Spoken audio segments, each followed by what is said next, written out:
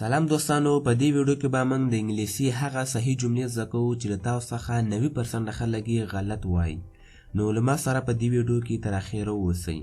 زموږ لومړنۍ جمله ده I want to go to home. I want to go to home. دې مطلب دی دوستانو زه غواړم چې کور ته لاړ شم، خو په حقیقت کې دا جمله دوستانو غلطه ده. دلته ټو نه استعمالیږي. صحیح جمله دی دوستانو I want to go home. I want to go home. همدا صحیح جمله دی دوستانو او دې مطلب دی زه غواړم چې کور ته لاړ شم. نو له دې نه بعد تاسو دغه جمله استعمالوئ چې I want to go home. صحیح دی، ټو مه استعمالوئ. زمونږ بله جمله دی myself احمد. myself احمد دې مطلب دی دوستانو زه احمد یم، او دا جمله هم په حقیقت کې غلطه ده. زیاتره خلک همدغه جمله وایي چې myself احمد، myself عمران، myself ولی، خو دا جمله څنګه دی؟ غلطه دی. صحیح جمله دی دوستانو I am احمد. همدا صحیح جمله ده او دې مطلب دی زه احمد یم. تاسو داسې هم ویلی شئ چې my name is احمد، یا لنډ هم ویلی شئ چې I am احمد. نو صحیح جمله همدا دوستانو. صحیح دی دوستانو. زمونږ بله جمله دی I like tea than coffee. I like tea than coffee دې مطلب دی زه د کافي پرتله چای خوښوم. دې مطلب دا ده چې زه چای غواړم د کافي پر ځای. همدا مطلب دی. صحیح دی، خو په حقیقت کې دا جمله غلطه ده. صحیح جمله دی I like tea to coffee. I like tea to coffee. همدا صحیح جمله دی او دې مطلب دی چې زه د کافي پر ځای چای غواړم، یا زه د کافي پرتله چای خوښوم. همدا مطلب دی. صحیح دوستانو.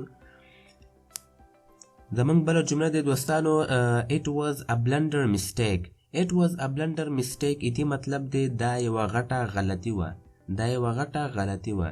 او همدا جمله هم غلط دی. ولې؟ ځکه چې بلندر هم ویل کېږي غټې غلطي ته، او میسټیک دې مطلب هم دی غلطي. نو دو لغاتونه موږ یو ځای نشو استعمالولی. صحیح دی. نو صحیح جمله دی it was a blunder. it was a blunder دې مطلب دی دا یوه غټه غلطي وه. نو تاسو باید میسټیک استعمال نه کړئ، ځکه چې بلندر خپله څه ته ویل کېږي؟ یوې غټې غلطي ته خپله بلندر ویل کېږي. صحیح دی. زمونږ بله جمله دی دوستانو he speaks English good. he speaks English good دې مطلب دی هغه ښه انګلیسي وایي، او همدا جمله هم غلط دی. ولې غلط دی؟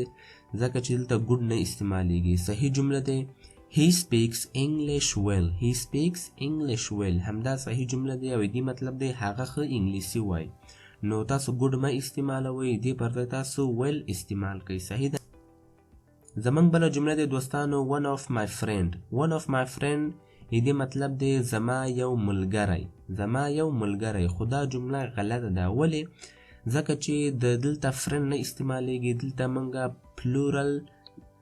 پلورل ناون استعمالو، فرندز استعمالو. دلته باید پلورل ناون استعمال سي، سینګولر ناون نه. صحیح جمله دی one of my friends. one of my friends همدا صحیح جمله دی او دې مطلب دی زما یو ملګری. نو د مثال په ډول یو بله جمله هم جوړولی شي چې one of my teachers. نو تاسو بس پلورل ناون استعمالوئ. صحیح ده چې کله هم تاسو one of وایه چې one of my friends, one of my teachers, one of my headmasters یا one of my.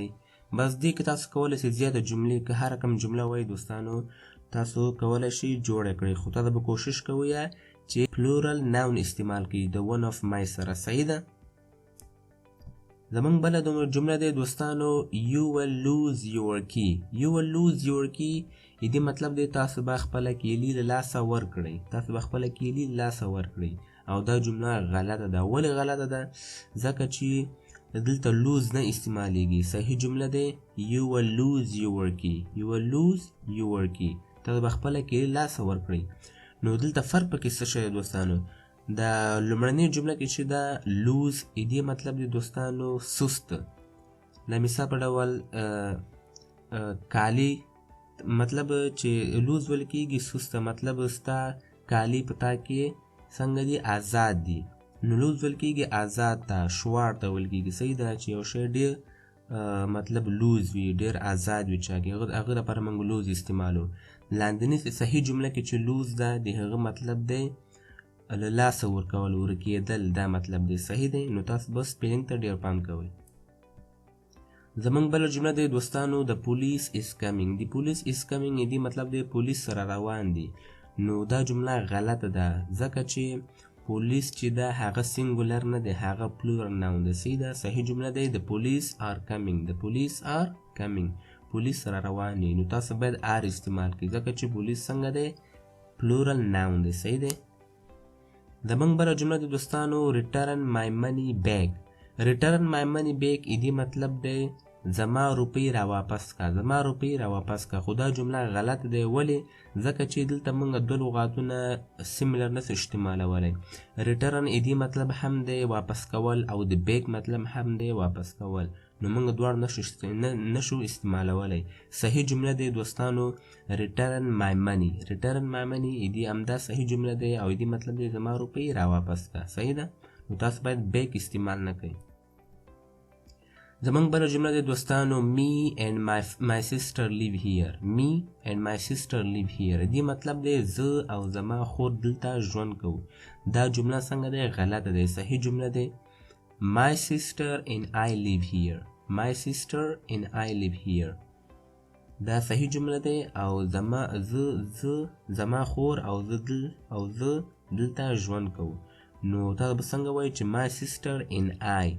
نو تاسو به داسې نه وایئ چې می اینډ مای سیسټر. زیاتره خلک دا وایي چې می اینډ مای سیسټر، می اینډ مای برادر. دا غلط دی. صحیح جمله دی مای سیسټر یا مای برادر اینډ آی. مای برادر اینډ آی یا مای سیسټر اینډ آی. بیا تاسو سره نوره جمله جوړولی شئ.